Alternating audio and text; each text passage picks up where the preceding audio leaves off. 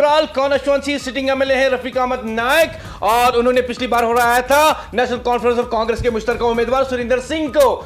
The public pulse, public mandate, ANN news दिखा रही है आपकी टेलीविजन स्क्रीन पे। और मुदस्सिर याकूब पब्लिक पॉलिटिकल रेटिंग में रफीक मीर पीडीपी के जो है जी बिल्कुल उनकी बात करते हैं तो उन्होंने 4.3% हासिल किए हैं, 4.3 जी हाँ, जबकि चन्नी सिंह 4.2 और वहां पर गुलाम नबी भट्ट जो है 1.5 उनके हक में। तो यहां पर अगर हम बात करें गुलाम रफीक अहमद नायक जो कि अभी सिटिंग एमएलए हैं पीडीपी के, वो लोगों के दिल में राज कर रहे हैं। तो रफीक नायक को त्राल में हमारी तरफ से मुबारक हो। उन्होंने जो मुदस्सिर याकूब असेंबली इंतखाबात में 10,710 वोट हासिल किए थे, तो यहां पर ये सीट भी मुदस्सिर याकूब पीडीपी के खाते में। तो पीडीपी के लिए खुशखबरी, आवाम के दिलों में कर रही है राज। तो यही है जमहूरियत जहां हम कर रहे हैं बात। तो मुदस्सिर, जब हम रफीक अहमद नायक की बात करते हैं असेंबली में काफी कश्मीरी में बात करते हैं, और एक बयान मुझे याद आता है रिसेंटली कश्मीरी में उन्होंने किया था असेंबली में, जहां पर इन्होंने कहा था मारन तो पद क्या करो जिंदगी चाकू, बड़ा वायरल हो गया था।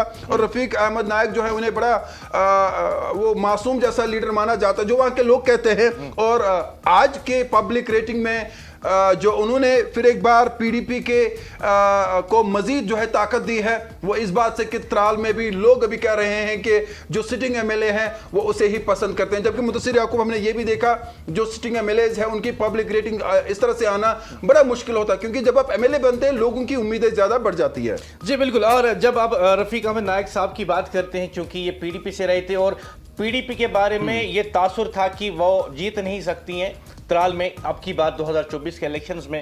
लेकिन नेशनल कॉन्फ्रेंस का मैंडेट जो है वो फ्रैक्चर्ड वहां पे हो गया। सुरिंदर सिंह साहब जो हैं आपके दोस्त, वो मुश्तरका कैंडिडेट रहे थे नेशनल कॉन्फ्रेंस के और कांग्रेस के, लेकिन जो नेशनल कॉन्फ्रेंस का असल में वहां पे खिलाड़ी था उसने कहा कि मैं इंडिपेंडेंट लड़ूंगा, उसने वो रेबल हो गया जो है नेशनल कॉन्फ्रेंस का गुलाम नबी भट्ट साहब।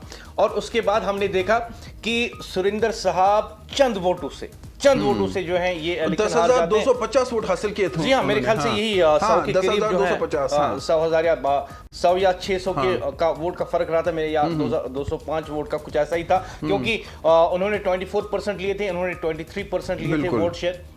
और चुन्नी साहब के लिए एक सुनहरा मौका था जीतने का। हालांकि मैं आपको बताऊं, अगर मैं जाती तौर पे आपको बताऊं कि मैं दिल से चाहता था कि ये त्राल में जीत के आए। उसकी एक वजह है, क्योंकि मैं चाहता था कि जम्मू कश्मीर असेंबली में एक हमारी सिख बरादरी से भी एक एमएलए हो। हाँ, और वहां पर तो हरभजन सिंह भी थे, उन्होंने भी अच्छा किया था, जो अपनी पार्टी के हैं। उन्होंने करीबन 8,557 वोट लिए थे, अपनी पार्टी के थे, तो उनका भी अच्छा खाता वहां खुला था। और मेरे ख्याल से उनकी भी मकबूलियत इस कॉन्स्टिट्यूएंसी में बढ़ रही है। बिल्कुल।